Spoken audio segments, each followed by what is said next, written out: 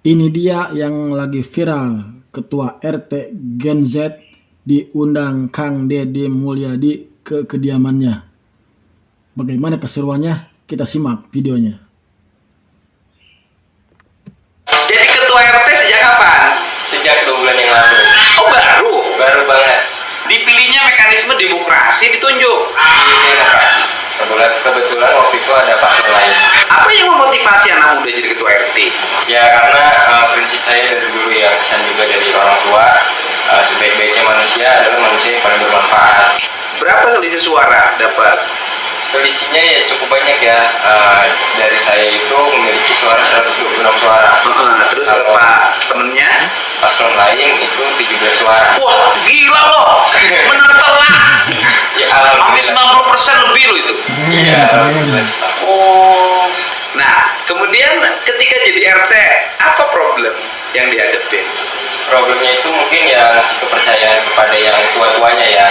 Karena kan masih banyak lah yang belum percaya kepada kaum muda. Karena kan ya mereka beranggapan yang muda ya bisa apa sih. Itu problem dari awal juga ya, karena masih banyak jalan-jalan itu yang kurang bagus dan geradakan gitu. Oh, bolong-bolong. Nah, itu kewenangan siapa? Kewenangan kelurahan, kewenangan wali kota, kewenangan RT. Saya tidak tahu ya tanggung jawab siapa, tapi ya karena kita RT ya kita bergerak. Kan RT nggak ada anggarannya untuk membangun jalan.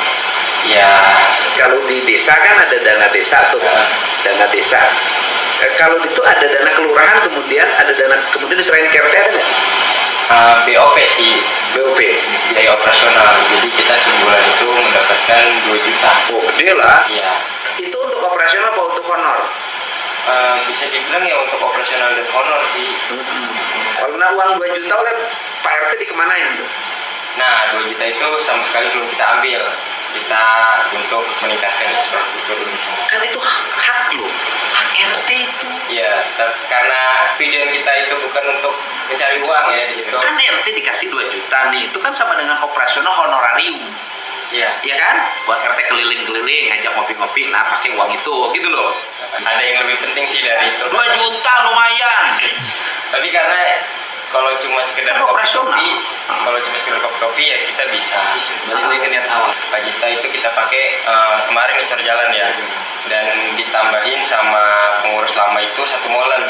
Nah, kita niat itu ngecor sepanjang 25 meter karena kan Cornya kan saya lihat pakai cor itu loh, pakai cor pabrikan. Iya. Ya, pabrikan. Iya.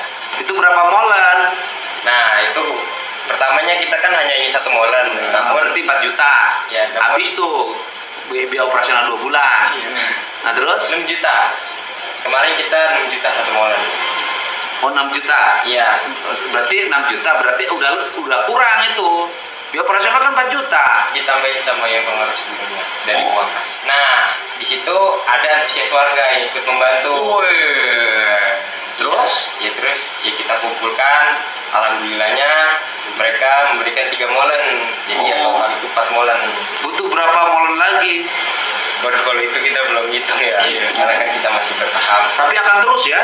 Kalau ada duit, molen lagi. Jadi rencana kita tuh per 3 bulan, jadi kita kumpul coba. Harus terus dari sekarang berani bertindak mengambil, kan mana hebat nanti ke depan, misalnya ke depan bisa gubernur DKI, mantan ketua RT, kan keren. Kenapa nyebut KDM diwawancara bilang KDM, kenapa?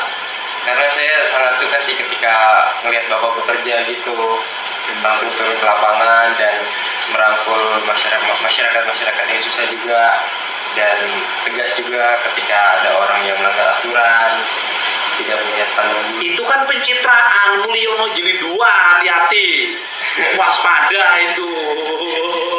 Dan itu semuanya konten. Karena kita melihatnya hanya konten, ya kita contoh ini konten saja. Ada pesan buat anak-anak muda? Pesannya untuk anak-anak muda ya ayo kita sama-sama membangun wilayah dan kita hapus citra buruk tentang Gen Z, karena Gen Z itu menurut saya bukan kaum rebahan, tapi kaum yang solutif dan kreatif. Oke. Gen Z adalah bukan kaum rebahan, tetapi kaum yang Itu dia ketua RT kita yang lagi viral. Aduh, DKI. Kenapa sih harus di DKI? Kenapa nggak di Jabar saja? Ini saya bertemu nih sama yang pejabat paling gagah saat ini, Pak Ketua RT Genjet. Nah, Sekretaris RT Genjet, Bendahara RT Genjet, dan ini bapaknya orang Garut.